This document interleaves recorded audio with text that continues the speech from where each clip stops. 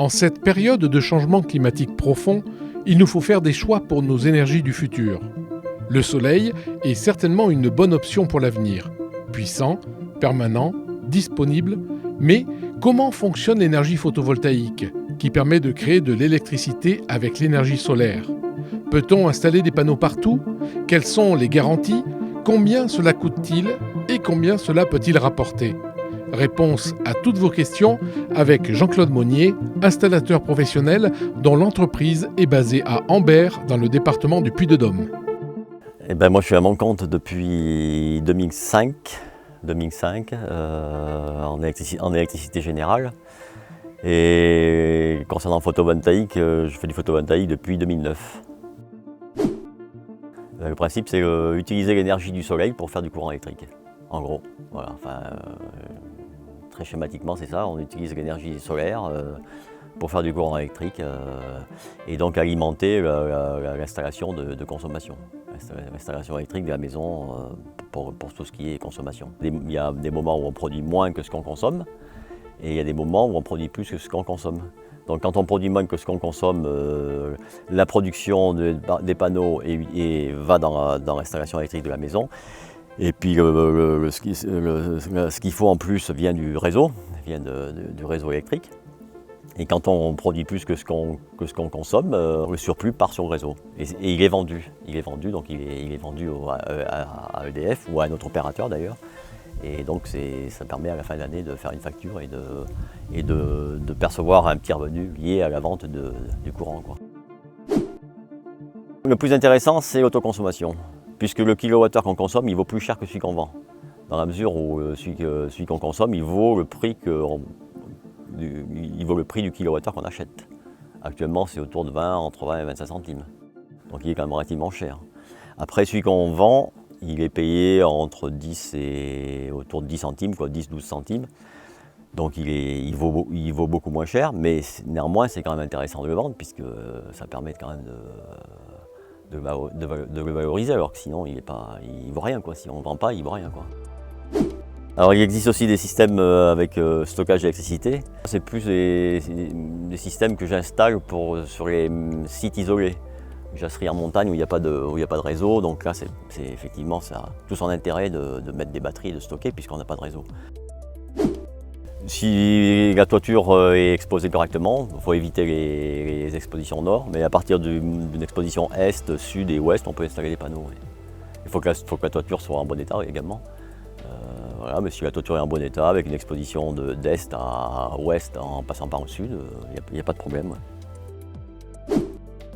Ça dépend de la consommation. En général, le minimum, c'est autour de 3 kg, donc ça fait 8 panneaux. 8 panneaux, c'est ce qu'on fait couramment. Après, quand la consommation du foyer est un peu plus importante, on peut passer à 6 kg. En général, c'est entre 3 et 6 kg. Ce qui se fait le plus, c'est 6 kg. On peut faire évoluer la puissance, oui. Si on a une installation de 3 kg, on peut, si la surface du toit disponible permet, bien sûr, on peut rajouter des panneaux et augmenter la puissance, c'est tout à fait possible. Alors une installation de 3 kg pour un plein pied, c'est environ autour de 8 000 €. Et un 6 kg, toujours pour un plein pied, c'est autour de 12 à 13 000 €. Oui, alors actuellement il y a une prime à l'investissement. C'est environ autour de 1 000 € pour un 3 kg, c'est un peu moins de 1 000 € et un 6 kg, ça doit être autour de 1 500 €. Donc elle est versée au bout d'un an, elle n'est pas versée tout de suite, mais elle est versée au bout d'un an. Quand le client fait sa première facture de vente d'électricité, il perçoit la prime à l'investissement. Donc c'est entre 1 000 et 1 500 € entre un 3 kg et un 6 kg. Non, c'est une déclaration de travaux. C'est une déclaration de travaux, donc moi je m'occupe de tout ce qui est démarche administrative, donc déclaration de travaux en mairie. Il y a un mois de délai pour avoir une réponse. En général c'est accepté, sauf si la maison est dans le périmètre d'un monument classé, monument historique classé, l'église par exemple, mais bon c'est quand même, en général c'est quand même accepté, quoi. Et il y a donc la demande de raccordement auprès des LIS, dont je m'occupe également. C'est un 3 kg, ça me demande 2 à 3 jours de boulot, 2 à 3 jours de travail, et un 6 kg, c'est environ 4 jours de travail, 4 à 5 jours de travail, un 6 kg. Actuellement, il y a entre 3 et 6 mois de délai, quoi, entre la signature du devis et la réalisation et la mise en service d'installation, c'est entre 3 et 6 mois. Alors les panneaux maintenant ils sont garantis 30 ans. Donc voilà, garantie 30 ans au niveau produit et production, c'est-à-dire que si le produit est défectueux, il est remplacé. Et s'il fonctionne mais qu'il ne produit pas ce qu'il doit produire, il est remplacé aussi, quoi. Donc ça pendant 30 ans. Et les onduleurs sont garantis entre 10 et 20 ans selon les fabricants, quoi. Les panneaux sont résistants à la grêle, largement autant que les tuiles, voire plus.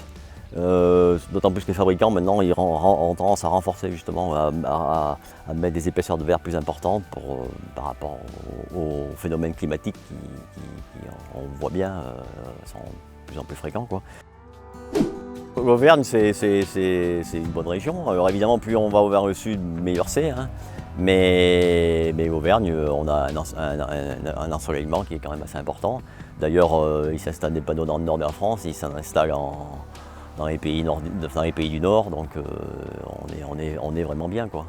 On est vraiment bien en Auvergne, il n'y a pas de souci par rapport à ça. La production la plus forte, c'est pendant l'été. Mais en intersaison aussi, printemps, automne. L'hiver, c'est pas la meilleure période, bien sûr. Les jours sont courts, le soleil, l'énergie qu'on reçoit du soleil est moindre parce que le soleil est beaucoup plus bas sur l'horizon. Donc c'est pas la meilleure période, mais on produit quand même. On produit quand même, notamment les journées ensoleillées d'hiver, on a quand même une production qui n'est pas négligeable. Et bien, de toute façon, par rapport à la transition écologique, il faut sortir des énergies carbonées. Donc, il n'y a pas tellement de choix. Bon, les énergies renouvelables, c'est le vent, c'est le soleil, c'est l'hydraulique. L'énergie solaire, c'est l'énergie la mieux partagée puisqu'elle est là tout le temps et à disposition de tous. Et c'est la seule énergie qu'on peut utiliser de manière durable et qui est décarbonée et qui nous permettra peut-être de décarboner nos activités humaines. Sachant aussi qu'il faut penser à faire des économies et consommer le moins possible d'énergie. Je pense qu'il faut jouer sur les deux tableaux, c'est-à-dire produire de l'énergie décarbonée et aussi être économe et utiliser l'énergie avec parcimonie.